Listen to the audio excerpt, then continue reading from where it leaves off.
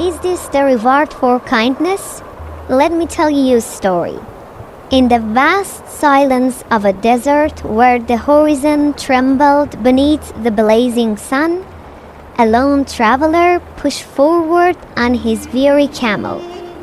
He had fallen behind his caravan hours earlier, whether by misfortune or by the tricky nature of deserts that swallow paths and patience alike. Dust clung to his eyelashes, and every breath tasted of heat and sand. At last, after what felt like an eternity, he spotted an old caravanserai shimmering through the heat. He dismounted the camel and stretched his stiff back and legs. The place was silent, too silent, but the remains of a campfire still glowed near the entrance. His companions must have rested here earlier and left in haste, forgetting to put out the flames. The wind teased the embers, turning their orange glow into restless tongues of fire. He stepped closer to the fire, drawn by its flickering light, and then froze. Coiled among flames was a large serpent, its scale burning, its body twisting helplessly. The creature had no escape. In that moment, it looked less like an enemy and more like a creature drowning in pain. The traveler whispered to himself, almost ashamed of his softness, "Even if it is my enemy, letting it burn alive isn't something a decent man would do." He emptied his bread sack, tied it to a sturdy stick, and reached toward the flames. Sensing its only chance at survival, the snake slid quickly into the sack. The traveler pulled it away from the fire, heart pounding. He set the sack on the ground and gently opened it. "You're free now," he said. "Go wherever you wish." But instead of fleeing, the snake raised its head, eyes glowing with something ancient and cold. "Young man," the serpent spoke, "though you saved my life, the enmity between serpent and human runs deep. Until I bite you, I cannot leave. Choose. Shall I strike you first or your camel?" The traveler's voice shook. "How can you repay good with harm?" The snake hissed calmly. "My nature is my law. But if you doubt me, let us seek judgment." They walked until they came upon a water buffalo grazing in the dust. The snake called out, "Let us ask him." The buffalo listened to the story, then snorted with deep resentment. "Indeed, the reward for goodness is often evil," he said. "I served my master for years, gave him calves, milk, strength, and then age weakened me. He sold me to a butcher. If that is not betrayal, what is?" The traveler swallowed his fear. "One witness is not enough. Let's ask another."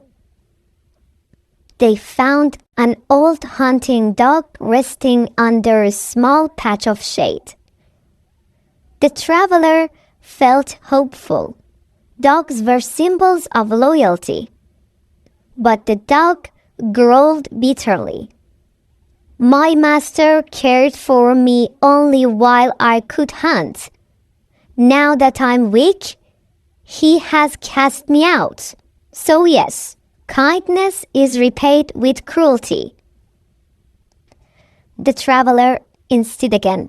We need one more witness.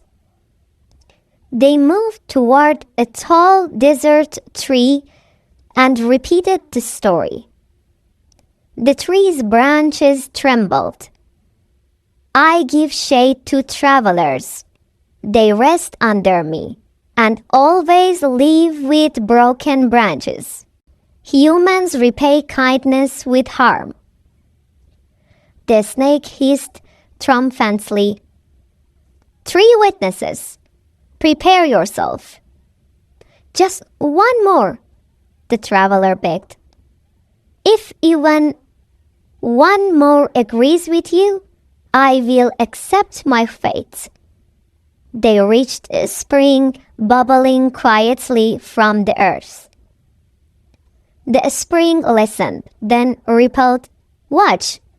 A traveler approached, drank deeply, washed his face, then blew his nose into the water before leaving.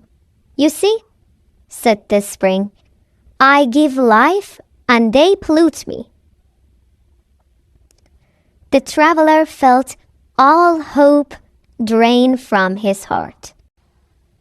He looked at the sky and whispered, Is this the fate of kindness?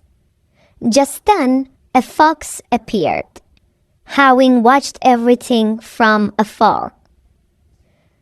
The man rushed toward him. Let this fox judge us, he said.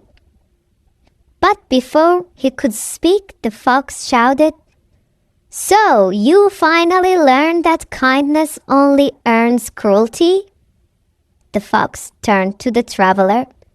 Tell me exactly what you did for the snake. The man explained how he had saved the serpent with his bread sack. The fox shook his head dramatically. Impossible. That sack is far too small. Show me. Put the snake back into the sack. The traveler placed the sack on the ground. The snake slid inside proudly, eager to prove the truth. The fox shouted, Close it, quickly! The traveler tied the sack shut with trembling hands. The fox stepped forward. Never give your enemy a second chance. If he escapes, you will not survive.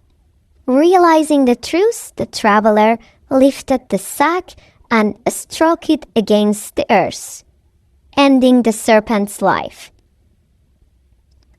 The fox said gently, Kindness deserves kindness. Venom is the nature of some creatures, not the law of the world. Do not judge all humanity by the mistakes of a few. The traveler rode away on his camel, lost in thought. He wondered about the buffalo, the dog, the tree, the spring, and what they had suffered at human hands. He wondered, too, if he himself had been kind enough to the world around him. The desert offered no answer, only silence. And if you stayed with me until now, thank you, truly. Your presence here turns every story in something worth telling. There are many more tales waiting in the shadows, and I'd love for you to explore them with me. So, before you go, take a moment to check the other videos on the channel. Each one carries its own mystery, its own heartbeat. I'll be waiting for you there.